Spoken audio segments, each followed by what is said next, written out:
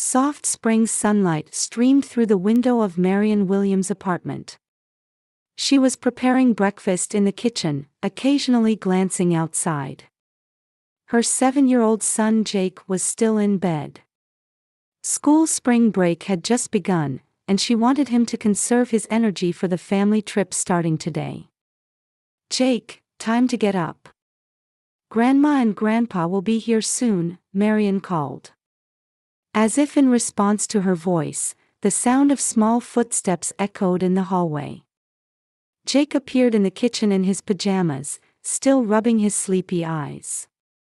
"Good morning, Mom. We're going camping today." His words carried the innocent excitement unique to young boys. Marion couldn't help but smile. She would do anything for this child. That thought had been the driving force that sustained her as a single mother. Jake's father had left home just a year after he was born. Since then, Marion had somehow rebuilt her life with help from her mother Elizabeth and stepfather Robert. They were successful, wealthy insurance brokers who supported Marion and Jake financially. Elizabeth, in particular, had taken in and raised Marion after she lost her biological mother, Elizabeth's sister, when she was very young. "What time is Grandma coming?" Jake asked, scooping up his cereal. 9 o'clock. "Did you pack everything?" Jake nodded, and the doorbell rang. The clock showed it was only 8:30. Her mother was as punctual as ever. When Marion opened the door, Elizabeth and Robert were standing there. Elizabeth looked remarkably young for 60, dressed in designer clothes with perfectly dyed blonde hair. Beside her, Robert was a tall man of 65, with salt and pepper hair and sharp eyes. "Good morning, Marion. Ready to go?" Elizabeth said, giving Marion a light kiss. The scent of her perfume filled the room. "Almost. Just a few more things." "Grandma." Jake came running over and hugged Elizabeth around the waist. "Oh, my precious grandson," Elizabeth said in a slightly exaggerated tone, patting Jake's head. "Are you ready for camping?" "Yes. I packed everything in my backpack." Robert walked into the living room and sat on the sofa. "It's going to be a long journey. We're going deep into the mountains." Marion felt a bit anxious inside. The remote mountain campsite had been her mother and stepfather's suggestion. Neither she nor Jake were outdoor types, but when Elizabeth enthusiastically recommended it as a perfect opportunity to strengthen family bonds, Marion couldn't find a reason to refuse. "You and Jake need more experiences with nature," Elizabeth said. "Living in the city all the time suffocates the soul." Marion just smiled and nodded. Her relationship with her mother was complicated. Elizabeth was her benefactor who had taken her in and raised her. But sometimes, there was a subtle coldness in her attitude. Marion occasionally felt that the fact she wasn't Elizabeth's biological daughter created an invisible wall between them. As they loaded the luggage into Robert's luxury SUV, Marion wondered if she should have listened to her instincts. For some reason, an ominous feeling had been haunting her about this trip. But when she saw Jake's excited face, such concerns seemed trivial. "Let's go," Elizabeth said. "I found a wonderful place. We won't be disturbed by anyone." After a 5-hour drive, they finally left the paved road and turned onto a narrow gravel path. Jake peered out the window at the dense forest and let out excited little gasps each time the SUV bounced. The road became narrower, and the trees grew thicker. Marion felt her anxiety growing. "Are you sure this is the right place?" Marion asked Elizabeth in the front seat. "I don't see any signs or ranger stations." "Don't worry," Elizabeth looked at Marion through the mirror. We wanted a private experience. This is a special place a colleague of Robert's told us about. We won't be disturbed by anyone, literally, no one. There seemed to be something cold in those words, but Marian dismissed the thought. Eventually, the car arrived at a small clearing. It was surrounded by enormous pine trees, with a small lake visible in the distance. It was certainly beautiful, but extremely isolated. There was no sign of other campers, no sounds of people or vehicles. "Here we are," Robert announced, turning off the engine. "Let's explore the area before setting up the tents." Jake jumped out of the car with an excited shout. "Mom, look! There's a lake. Can I swim in it?" "It's probably too cold," Marian answered, looking at the quiet lake beyond the trees. The water looked dark and endlessly deep. As they unloaded their gear and set up tents, the sun gradually moved toward the mountains in the west. Robert and Elizabeth set up a large family tent, while Marian put up a smaller one for herself and Jake. "Separate tents?" Marian asked, somewhat surprised. "You and Jake need your privacy," Elizabeth answered with a smile. "Besides, Robert snores terribly. We wouldn't want to keep you up all night." While preparing dinner, Marian noticed that her mother was acting differently than usual. Elizabeth was unusually kind, laughing more than usual and hugging Jake repeatedly. Robert also seemed strangely nervous, frequently checking his watch. As they ate around the campfire, Elizabeth suddenly began talking about the past. "Do you remember your mother, I mean my sister?" Marian shook her head. "Not really. I was only 4 when she died." "She was a wonderful woman," something flickered in Elizabeth's eyes. "But she was always luckier than me. Especially." She cut herself off. "Never mind," Elizabeth abruptly changed the subject. "Jake, would you like to toast some marshmallows?" As the night wore on, Marian began to feel tired. Jake was already half asleep. "I'm going to use the bathroom." Marian stood up and grabbed a flashlight. "You're going into the forest?" Elizabeth asked. "Do I have another option?" Marian replied with a small laugh. "I'll be right back." "Leave Jake here," Elizabeth said. "He looks sleepy." Marian hesitated briefly but nodded. "Jake, stay with Grandma. I'll be back soon." Jake nodded drowsily. Marian walked into the forest away from the campsite, guided by the flashlight's beam. After finding a spot with enough privacy, she relieved herself and took out a sanitizing wipe from her bag. At that moment, she thought she heard the sound of an engine in the distance. But in the darkness, it was difficult to determine the direction of the sound. "Must be my imagination," she told herself. As Marian made her way back to the campsite, she felt something was different. The forest seemed quieter than before. The sounds of birds, insects, even the wind seemed to have disappeared. "Mom?" The small voice made Marian jump. She pointed her flashlight to see Jake emerging from behind a tree. "Jake! What are you doing? You were supposed to stay with Grandma."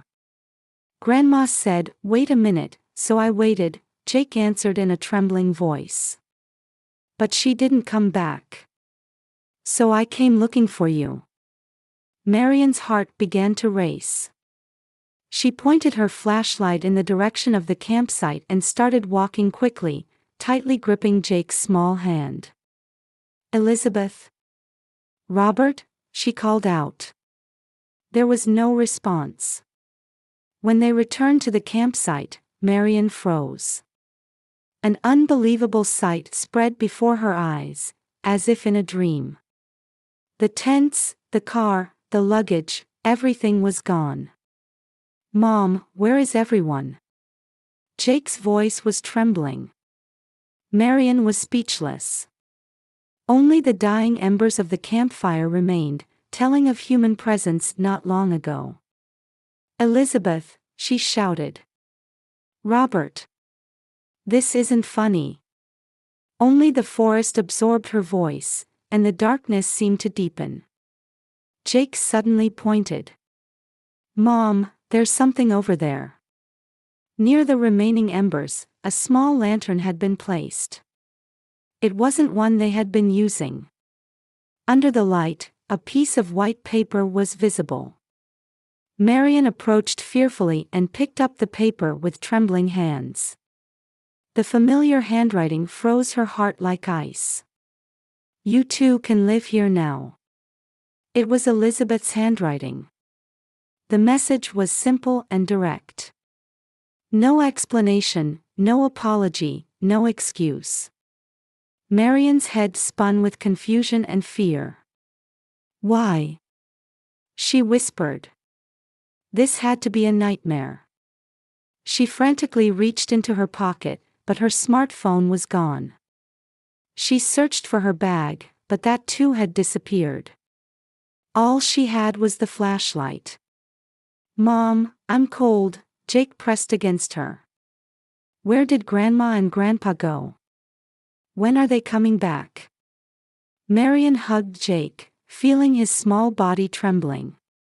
Fear and anger swirled inside her, but she had to remain calm in front of her son. "It's okay, Jake," she said in the most gentle voice she could manage. "There must be a reason." But deep down, she understood there was no reason for such a cruel act. There could be no justification. As the darkness of night enveloped them and the remaining embers gradually weakened, Marian and Jake were completely isolated in the unfamiliar forest. The time until dawn felt eternal to Marian. She put Jake to sleep near the remnants of the fire and stayed awake all night keeping watch. By the time sunlight filtered through the trees, her head was clouded with fatigue and fear. "Mom, I'm hungry," Jake murmured as he woke up. Marian gently stroked her son's head and replied, "I know, honey. I am too. But we don't have any food right now. When are Grandma and Grandpa coming back?" That innocent question pained Marian's heart. "I don't know, Jake. But I think we need to find help on our own." She stood up and looked around. In the morning light, the campsite appeared even more isolated. She tried to find the path they had come on, but without any landmarks, she couldn't even determine which direction to go. "Staying here won't bring anyone to us," Marian decided. "If we go downhill, we should eventually come across a road or a house." She put ash and charcoal from the remaining fire into a small backpack, took Jake's hand, and they began walking downhill. Marian tried to act as cheerful as possible, but inside she was trembling with fear. Being lost in the forest without food, water, or means of communication, with a 7-year-old child, she had never even imagined such a situation. "Mom, what's that?" Jake's voice brought Marian back to reality. In the direction he was pointing, a small stream was flowing. "Water," she exclaimed with relief. "You're thirsty, aren't you? But don't drink directly from it. Wait until we can purify it." She tried to remember how to start a fire. Survival techniques she had seen on TV flashed through her mind. "Maybe we can sterilize water using the sun's heat." But without proper containers, they couldn't purify the water adequately. Hunger and fatigue began to weaken Jake, and Marian had developed blisters on her feet. On the second day, they continued downhill along the stream. Marian searched for berries or edible plants, but she wasn't confident about what was safe and what was dangerous. Jake became increasingly quiet, occasionally whispering, "I want to go home." On the morning of the third day, Marian woke up feeling chills. The night dew and hunger had sapped her strength, and she was showing symptoms of mild fever. Still, she got up and encouraged the exhausted Jake to keep walking. "Just a little more, Jake. We'll surely reach a place where people are." But she didn't believe her own words. The forest seemed endless, and they appeared to be moving deeper into it. By the afternoon of the fourth day, Marian's legs refused to move any further. They were resting in the shade of a small rock. Jake was sleeping with his head on her lap, and Marian looked up at the sky. Clouds were gathering, signaling rain.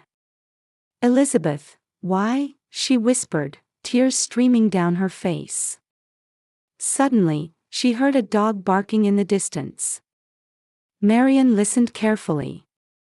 It wasn't an auditory hallucination. It was definitely a dog's bark. "Is anyone there?" she shouted with all her might. "Help! We're over here." The sound of branches being stepped on approached from the direction of the voice. Soon, a large German shepherd appeared. Behind it, an elderly man emerged. "Hey, who's there?" the man asked in a cautious voice. "Please help us," Marian answered in a trembling voice. "We were abandoned." The man approached and frowned upon seeing their condition. "What happened?" "It's a long story. But my mother and stepfather, they left us in the forest and disappeared." "Name's Raymond," the man introduced himself. "I live in a cabin about 3 miles from here. Let me take you there." Raymond's cabin was rustic but warm and, above all, safe. He was a former FBI investigator in his mid-70s who had chosen to live in the mountains after retirement. His dog, Benji, seemed to take an immediate liking to Jake. After a meal and a warm shower, Marian told Raymond the entire story, from her childhood when Elizabeth took her in, to her complex relationship with her stepfather Robert, to the events of this camping trip. Raymond listened silently, occasionally taking notes. "This isn't just a case of abandonment," he finally said. "There's another motive. Your mother and stepfather are wealthy, right?" Marian nodded. "Robert is a broker for a large insurance company. They both have considerable assets." "Insurance," Raymond furrowed his brow. "Was any life insurance taken out on you and Jake?" Marian thought for a moment. "A few years ago, Elizabeth said she was getting insurance for Jake and me. She would be the beneficiary. She said it was, in case something happened, to at least cover funeral expenses." "You don't mean?" Marian's expression changed. "Did they expect us to die?"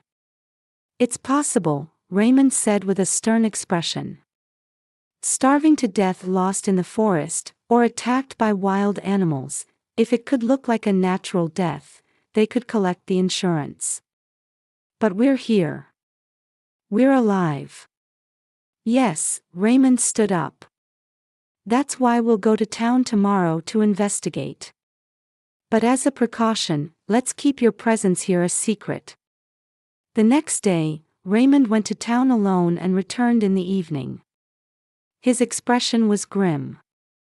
"Something unbelievable is happening," he said. According to the local newspaper, Marian Williams and her son Jake reportedly died in a tragic accident while camping. "What?" Marian exclaimed. "According to Elizabeth and Robert's testimony, you two went exploring near a waterfall at night but never returned. They claim to have searched and found your belongings and blood traces near the river. No bodies were found, but authorities concluded you were swept away by the current." Marian was speechless. All the pieces were beginning to fit together in her mind. They planned to kill us from the beginning. It was a well-thought-out plan, Raymond said. Fortunately, they don't know about my existence. That's our only advantage. That night, the phone at Raymond's cabin rang. Marian jumped in surprise. Don't worry, Raymond reassured her. Few people know this number. When he answered the phone, a woman's voice could be heard. After talking for a while, Raymond handed the phone to Marian. It's your friend. A woman named Linda. Marian. Is it really you? Linda's voice trembled on the other end of the line. Linda. How did you? I couldn't believe you were dead, Linda said tearfully. Elizabeth's story seemed off. I went to her house, saying I wanted to express my condolences. But she wasn't grieving at all. And she was already proceeding with lawyers and insurance paperwork. Linda, we were nearly killed, Marian said, fighting back tears. I contacted Raymond. He used to work with my father. I thought he could help. Thank you. But please don't tell anyone we're here. If Elizabeth and Robert found out.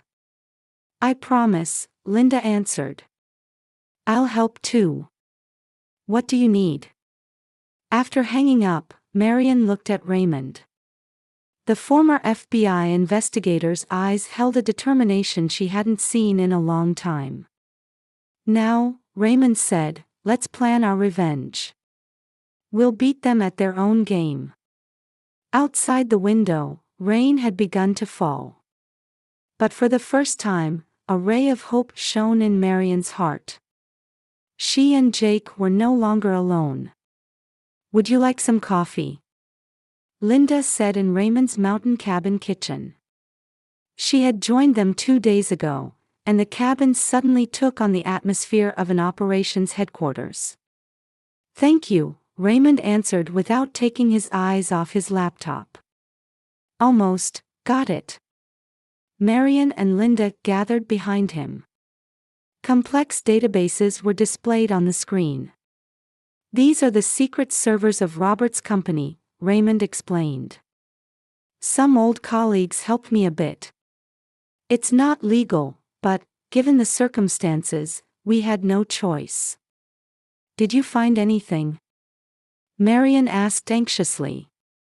Your stepfather appears to be a respected insurance broker on the surface, but behind the scenes, he's involved in large-scale tax evasion. And look at this. He opened a file.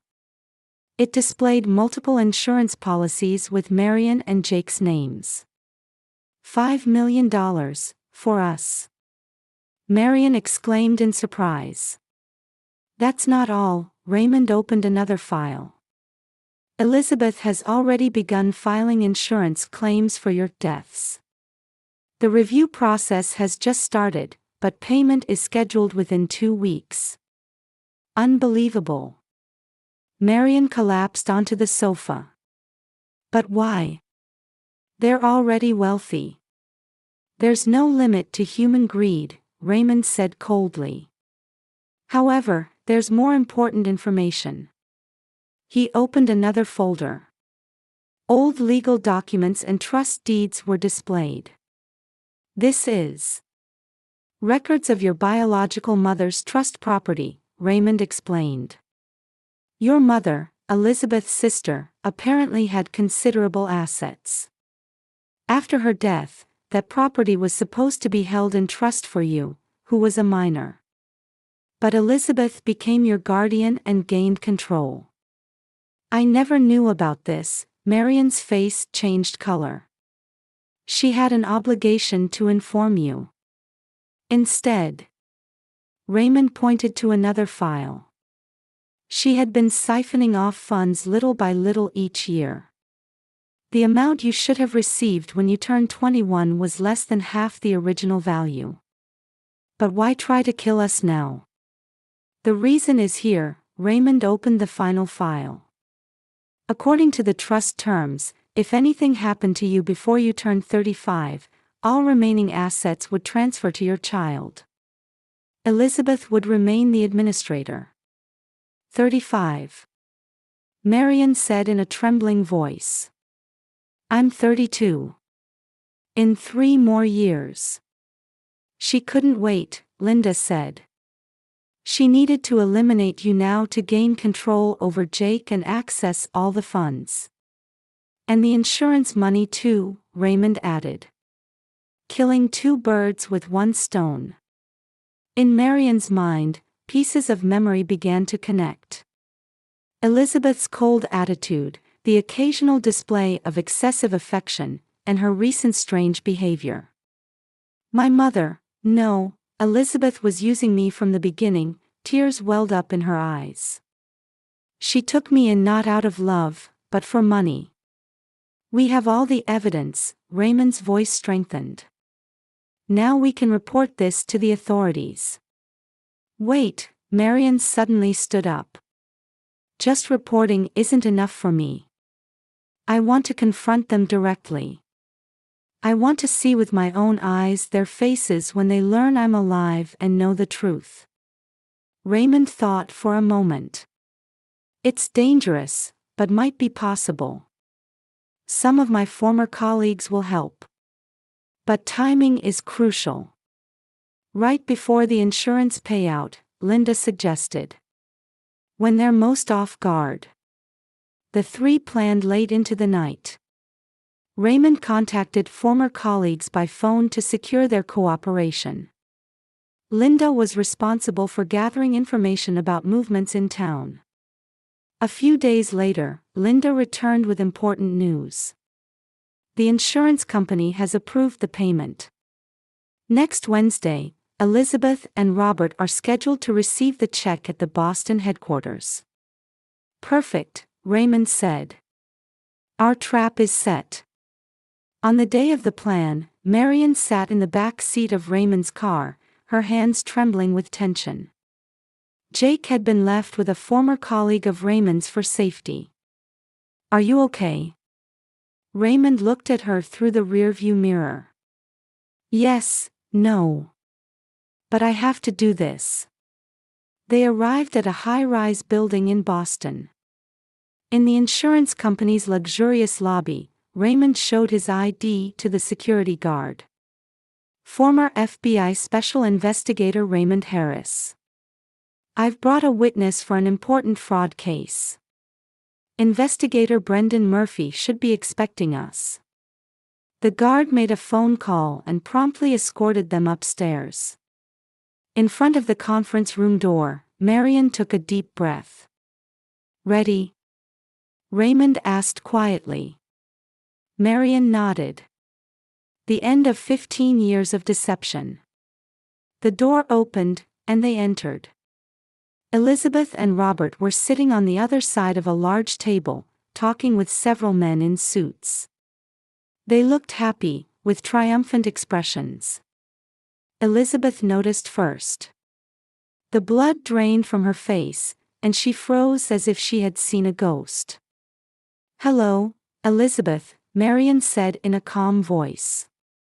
Did you forget about us?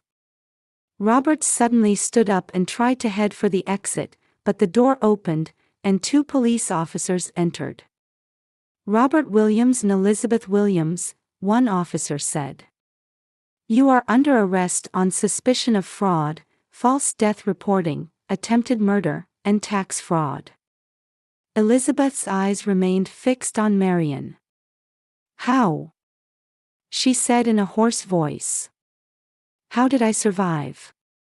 Marian smiled. I had a reason to protect my son. Something you wouldn't understand. As the police handcuffed Elizabeth and Robert, Marian watched their faces crumble. After a 10-month-long trial, the day of the verdict finally came. Marian stood next to her lawyer, looking at Elizabeth and Robert. The 2 had hired separate attorneys and had developed a situation where they were blaming each other. Defendant Elizabeth Williams, the jury has found you guilty on all counts of fraud, attempted murder, and tax evasion," the judge said sternly. "This court sentences you to 20 years in prison." Elizabeth momentarily looked like she might collapse but quickly straightened her back. Her eyes were cold as ice, and her expression showed no remorse as she looked at Marion. "Defendant Robert Williams, the jury has also found you guilty on similar charges. This court sentences you to 15 years in prison." Robert covered his face with both hands, his shoulders shaking. During the trial, he had testified about Elizabeth's other illegal activities, seeking leniency. However, that wasn't enough to save him entirely. Outside the courthouse, Marion placed her hand on Jake's shoulder and smiled at Raymond and Linda. "It's over," she said quietly. "Justice has prevailed," Raymond nodded. "Your new life begins." A few days later, Marion formally took over the management of the trust property at her lawyer's office. Some of the funds Elizabeth had embezzled would be returned. Also, all the fraudulent insurance contracts taken out in her and Jake's names were cancelled. "I heard Elizabeth has the worst reputation in the women's prison," Linda said, drinking coffee in Marion's apartment. She was talking with Marion in the kitchen after reading a book to Jake. "Other inmates call her the witch who tried to kill her daughter and grandson." "I can't feel sorry for her," Marion shrugged. "Besides, she's not my real mother." "What happened to Robert?" "I heard he's talking about Elizabeth's other crimes to get early parole. The hatred between them seems to be deepening." "It's ironic," Linda said. "Two people who betrayed family for money end up betraying each other." Outside the window, snow had begun to fall. The arrival of winter in Boston. Marion looked out the window, holding a warm drink. "Next week, we're moving to our new house," she said. "Jake is very excited. It's the first house with his own yard." "You look happy," Linda said, observing her friend's expression. "Yes, strangely enough. After such a terrible experience, I'm full of gratitude now. Because I learned the true meaning of family." The doorbell rang, and Raymond came in, brushing off snow. He had a large gift box in his arms. "Jake, look. A gift for your new home." "Raymond." Jake ran over excitedly. "What's inside?" "Open it and see." As Jake tore the wrapping paper, a model house kit emerged. "Awesome! Will you build it with me?" "Of course, little architect," Raymond laughed. Watching them, Marion quietly vowed in her heart. This was her real family. A family bound not by blood, but by love and trust. "Mom, look!" Jake shouted happily. "Grandpa Raymond brought a miniature of our new house." "That's wonderful," Marion smiled. "Our new home, the beginning of our new life." Outside the window, snow continued to fall silently, turning their new memories white. Having overcome the darkness of the past, a bright future stretched out before Marion and Jake. And they were never alone again.